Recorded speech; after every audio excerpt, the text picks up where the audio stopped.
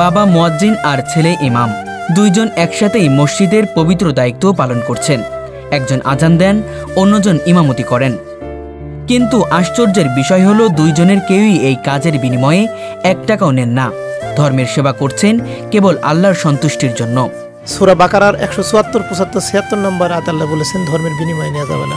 আল্লাহ বলছেন যে আমার এই আয়াত গোপন করে বিনিময় তুচ্ছমূল্য গ্রহণ করে সে তার জঠরে মানে পেটে আগুন ব্যতীত কিছুই করে না। আল্লাহ বলছেন আমি কিয়ামতের দিন তাদের সাথে কথা বলবো না, তাদেরকে পবিত্র করবো না। তারাই সৎপথের বিনিময়ে ভ্রান্ত পথ এবং ক্ষমার পরিবর্তে শাস্তি ক্রয় করিয়াছে। তো এইটা আমি বুঝছি যে ধর্মের বিনিময় নেওয়া শুধু হারামি না, এটা আগুন খাওয়ার সাথে তুলনা। সেটার থেকে আমি বুঝছি যে না, ধর্মের বিনিময় নেওয়া এটা মানবতার কল্যাণে করতে হবে। তা আমি নিজে রুজি করি, ইনকাম করি এবং এখান থেকে 5 ওয়াক্ত নামাজ আমি পড়াই এবং জুম্মা পড়াই। এখান থেকে আমি কোনো পারিশ্রমিক নিই না। আল্লাহ যেহেতু নিষেধ করেছেন আমি নিই না। আর জীবন চালাচ্ছেন নিজের কঠোর পরিশ্রমে উপার্জিত হালাল উপার্জনে। এই গল্পটি মেহেরপুর জেলার গাংনী উপজেলার বামন্দি ইউনিয়নের নিশিপুর জামে মসজিদ ঘিরে। সূরা ইয়াসিনের 21 নম্বর আয়াতে দেখলাম আল্লাহ বলছেন যে অনুসরণ করো তাহাদের যাহারা তোমাদের কাছে কোনো বিনিময় চায় না। তখন আমার ভেতরটা খুব প্রশান্তি লাগছে আর কি, যে আসলে তো যে আল্লাহ কোরআনে যেটা বলছে এই মসজিদে এসে আমি সেটাই পাইছি। যে যিনি আজান দেন উনি কৃষকের চাষ আবাদ করেন, আসে আবার আজান দেন। আবার যিনি ইমামতি করেন উনি তার মুদিখানার দোকান আছে, ব্যবসা আছে, উনিও কোনো বিনিময় চায় না। তো সব মিলিয়ে আমার কাছে খুব একটা আনন্দের বিষয়, খুবই একটা আমার কাছে ভালো লাগছে আর কি। তাই আমি এই মসজিদে আমি নামাজ পড়তে আসি। একটি সাধারণ গ্রাম্য মসজিদ, কিন্তু এর ইমাম ও মুয়াজ্জিমের জীবনধারা আজ পুরো এলাকার আলোচনা আর অনুপ্রেরণার বিষয় হয়ে দাঁড়িয়েছে। আমার রসুল আমাদের দেখে যে তোমরা পরিশ্রম করো, ফজরের সালা কায়েম করে জমিনে ছড়িয়ে পড়ো, ইজিক দেবো আমি, তোমরা ইজিকের জন্য কোনো চিন্তা করো না। এই জন্য আমি সেইটি আমার বেনে নিয়েছি। আমি সেই জন্য আমি ইজিক করি। আমি কারোর কাছে আমার ক্ষমতা থাকা পর্যন্ত আমি কারোর কাছে হাত বাড়াবো না। 70 পেরোনো বাবা, যিনি এই মসজিদের মুয়াজ্জিম, এখনো ভোরবেলা ফজরের আজান দিতে প্রথমেই ছুটে যান মসজিদে। নামাজ শেষ করে শুরু হয় তার আর এক ইবাদত, পরিশ্রম। কেউ বললে বিশ্বাস করবেন না, এই বয়সে তিনি মাঠে কাজ করেন, কখনো জমিতে ধান রোপণ, কখনো ঘাস কাটা, কখনো সার ও স্প্রে ছিটানো। ঝড় বৃষ্টি কিংবা রোদ কিছুই তাকে থামাতে পারে না। তিনি বলেন, মসজিদের আজান দেওয়া আমার দায়িত্ব আর মাঠে কাজ করা আমার জীবিকা। আল্লাহ আমাদের হাত পা দিয়েছেন কাজ করার জন্য, তাই ধর্মের বিনিময়ে অর্থ নেওয়া ঠিক নয়। এই মসজিদ ঘরে আমি মুয়াজ্জিম, আমি কোনো বিনিময় নিইনি। কে যেন আমি শুনেছি যে বিনিময় নিলে তার কোনো ইবাদত হবে না, হারাম। সেই জন্য আমি বিনিময় নিইনি। তার ছেলে, যিনি মসজিদের ইমাম, ঠিক বাবার মতোই পরিশ্রমী ও নীতিবান। ধর্মের দায়িত্ব পালন করেন, কিন্তু বিনিময়ে কোনো হাদিয়া গ্রহণ করেন না। জীবিকার জন্যও মসজিদের সামনেই খুলেছেন একটি ছোট্ট মুদির দোকান। দিনভর দোকান চালিয়ে যা আয় হয় তা দিয়েই চলে পুরো পরিবারের সংসার। তারা দুইজন বলেন, আমরা কোরআন ও হাদিসে পড়েছি ধর্মের বিনিময়ে অর্থ নেওয়া আল্লাহ নিষেধ করেছেন। তাই আমরা আল্লাহর সন্তুষ্টির জন্যই এই দায়িত্ব পালন করছি, কোনো পারিশ্রমিকের আশাই নয়। হালাল হারাম এটা শিখবো কার কাছ থেকে? নিশ্চয় আল্লাহর কাছ থেকে। ন্যায় অন্যায় কার কাছ থেকে শিখবো? নিশ্চয় আল্লাহর কাছ থেকে। আল্লাহ বলছেন ধর্মের বিনিময় নেওয়া এটা হারাম, এটা আগুন খাওয়ার সাথে তুলনা। এটা এখন একজন যদি খুশি মনে বলে যে আমি আপনাকে দিলাম হাদিয়া, সেও দিতে পারে না, আমও নিতে পারে না। ঠিক আছে, আমও নিতে পারে না, কারণ এটা আল্লাহ নিষেধ করেছেন। তা আসলে এটা হারাম। এটা শুধু হারাম না, এটা হচ্ছে আল্লাহ আগুন খাওয়ার সাথে তুলনা করছেন। এই জন্য এটা আমরা আসলে এটা আমরা নিই না, বা এরকম প্রস্তাবনাও কোথার কাছ থেকে আমরা পাই নাই। কেন পাই নাই? কারণ আমরা প্রথমে আমরা বলে দিয়েছি এখানে ইমামতি করব, শর্ত আছে, সেখানে আমরা এখানে কোনো টাকা পয়সা নেব না। গত 11 বছর ধরে একটানা বিনা পারিশ্রমিকে 5 ওয়াক্ত নামাজে আজান ও ইমামতি করে যাচ্ছেন তারা। শুধু নামাজ নয়, মসজিদ পরিষ্কার পরিচ্ছন্ন রাখা, আলোবাতি দেখা, এমনকি মসজিদের জমি সংরক্ষণ পর্যন্ত সব কাজেই তাদের অবদান অনস্বীকার্য। আল্লাহ কোরআনে নিষেধ করেছেন যে বিনিময় নিতে এবং বিনিময় দিতে, এই দুটাই নিষেধ। তো যখন আমরা জানতে পারলাম যে এখানে দেখা যাচ্ছে ইমামতি করে এবং আছে মুয়াজ্জিম আজান দেয়, এরা হচ্ছে টাকা পয়সা নেয় না, তো সেজন্য আমরা এখানে নামাজ পড়তে আসি। এই আমাদের খুবই ভালো লাগে আর কি।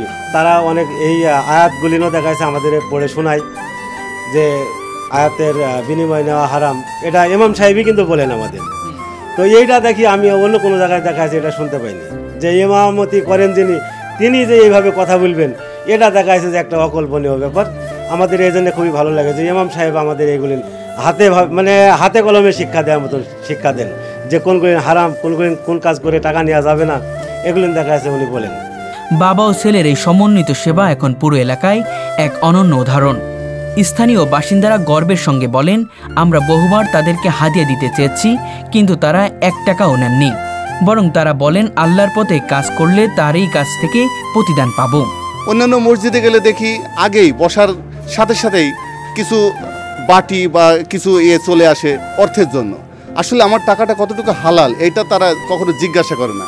কিন্তু এই মসজিদের এই আদর্শটা আমি দেখছি, যেখানে ইমামতি যিনি করেন তিনি কোনো টাকা নেন না, যিনি মুয়াজ্জিন তিনি মাঠে কাজ করেন এবং 5 ওয়াক্ত তিনি এখানে আজান দেন, উনিও কোনো অর্থ এখান থেকে নেন না। এই যে এই আদর্শটা আল্লাহ রাসূলের সেই আদর্শের সাথে আমার কাছে মিল মনে হয়েছে, যার কারণে আমার কাছে মনে হয়েছে যে এটাই প্রকৃত ইসলামের সঠিক আদর্শ। নিশিপুর জামে মসজিদ আজ স্থানীয়দের কাছে এক ভালোবাসার প্রতীক। এখানে নেই ধর্মের নামে কোনো লেনদেন, নেই কোনো পারিশ্রমিকের দাবিদার, আছে কেবল নিষ্ঠা, পরিশ্রম আর আল্লাহর সন্তুষ্টির অর্জনের তাগিদ। এখানে আমরা নামাজ পড়ি, যেহেতু কোরআনে আল্লাহ বলছেন যে যারা বিনিময় নেয় না তাদের পেছনে নামাজ পড়ে। সেই ক্ষেত্রে আমরা হলো দূরে কাছে ওইটি সবাই হিসাব নিকাশ করে না, যেখানে আসলে আল্লাহ বলছেন যেটা পাওয়া যায় সেটা মনের কাছ থেকে ভালো লাগে, এই জন্য এখানে এসে নামাজ পড়ি। বাবা প্রতিদিন মাঠে কাজ করে ফিরে এসে আবার নামাজের সময়ে মসজিদে আসেন। ঘামে ভেজা দেহ ধুয়ে আজান দেন, মসজিদ পরিষ্কার করেন, নামাজ পড়েন, আবার বাড়ি ফিরে পরিবারের সঙ্গে বসে আহার করেন। ছেলেও একইভাবে দোকান চালিয়ে সংসার চালান, কিন্তু নামাজের সময়ে দোকান বন্ধ রেখে মসজিদে যান, কারণ তিনি বলেন, রিজিকের দায়িত্ব আল্লাহর, কিন্তু নামাজের দায়িত্ব আমার। কোরআনে আল্লাহ বলছেন যে আল্লাহ ব্যবসাকে হালাল করেছেন এবং সুদকে হারাম করেছেন। তো ব্যবসা শুধু হালালই না, এটাও রাসূল বলেছেন, একেবারে প্রকৃত ব্যবসায়ী, একেবারে আপনার যে ব্যবসায়ী সৎ ব্যবসায়ী হচ্ছে শহীদদের সাথে উঠবে। আমি বিশ্বাস করি যে আমি যদি সৎ ব্যবসা করতে পারি, তাহলে রাসূলের ওই হাদিস মোতাবেক অবশ্যই আল্লাহ শহীদের মর্যাদা দেবেন, যদি আমি সৎ ব্যবসায়ী হতে পারি। তো আসলে আপনি যেটা বলতেছেন যে কষ্ট, আসলে কষ্টটা বড় কথা না, বড় কথা হচ্ছে আমাকে তো অনন্তকালের জাহান্নামে আমি যেতে পারবো না, আল্লাহর নিষেধ, আমি সেটা তো করতে পারি না। তো আমি কথা হচ্ছে আসলে আমার কাছে দুনিয়াটা বড় না, আমার কাছে আখিরাতটাই বড়। এমন দৃশ্য আজকের সমাজে খুবই কম দেখা যায়, যেখানে অনেকেই ধর্মকে জীবিকার মাধ্যম বানিয়ে ফেলেছে। সেখানেই বাবা ছেলে প্রমাণ করেছেন ইসলাম ব্যবসা নয়, এটা জীবনাচরণ। তাদের এই নিঃস্বার্থ সেবার জন্য এলাকার মানুষ আজ তাদেরকে আদর্শ হিসেবে দেখছে। অনেকেই বলেন, যদি প্রতিটি মসজিদ এমন ইমাম মুয়াজ্জিম থাকতেন তাহলে সমাজ অনেক পবিত্র হতো।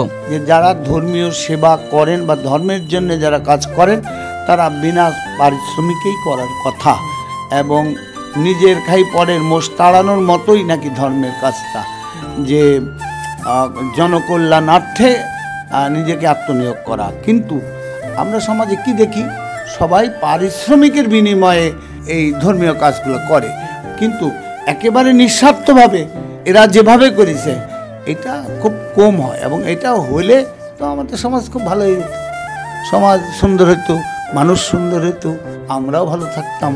মানুষ বুঝত ধর্ম মানে শুধু নামাজ নয়, ধর্ম মানে পরিশ্রম, সততা আর ত্যাগ।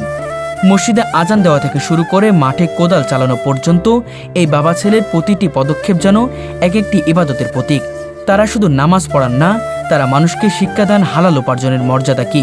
আল্লাহ তো বলছেন সূরা ইয়াসিনের 21 নম্বর আয়াতে যে তোমরা তাহাদের অনুসরণ করো যারা কোনো বিনিময় চায় না।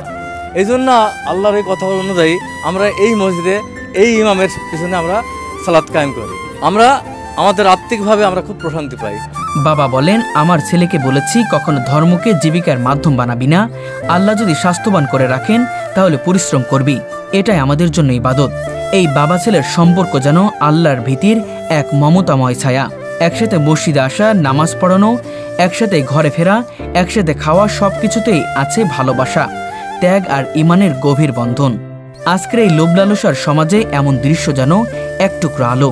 এক পিতা ও পুত্রের এই নীরব বিপ্লব প্রমাণ করে সত্যিকারের ইসলাম শুধু মুখে বলি নয়, এটা কর্মে, আচরণের নৈতিকতার প্রকাশ পায়। এমনকি নিশিপুর জামে মসজিদের এই জমিটুকুও তারা দান করেছেন। এই মসজিদের যে দান করেছেন তিনি আমার দাদা হয়, আর যে ইমামতি করে সেটা আমার কাকা হয়। তো এই মসজিদটা ওনারা সম্পূর্ণভাবে মসজিদকে দান করেছে আমার দাদা। কিছু না হলেও 1 কোটির ওপরে টাকা এখানে জমিটা বিক্রি করলে হবে। তো এখানে আমার নামাজ পড়ে আমরা খুব শান্তি পাই, অনেক ভালো লাগে। ইসলামের প্রকৃত সৌন্দর্য এখানেই, যেখানে মানুষ ধর্মের নামে কিছু পায় না, বরং কিছু দেয় আল্লাহ সন্তুষ্টির আশায়। এই বাবা ছেলে তাই শুধু নিশিপুর নয়, গোটা দেশের জন্য এক অনুকরণীয় উদাহরণ। দর্শক, আজকে এমন একটি মসজিদের গল্প আপনাদের সামনে তুলে ধরতে চলেছি, যে মসজিদের মুয়াজ্জিম বাবা এবং ইমাম তার সন্তান। বাবা মাঠে কৃষিকাজ করেন আর সন্তান মুদিখানার ব্যবসা সামলান।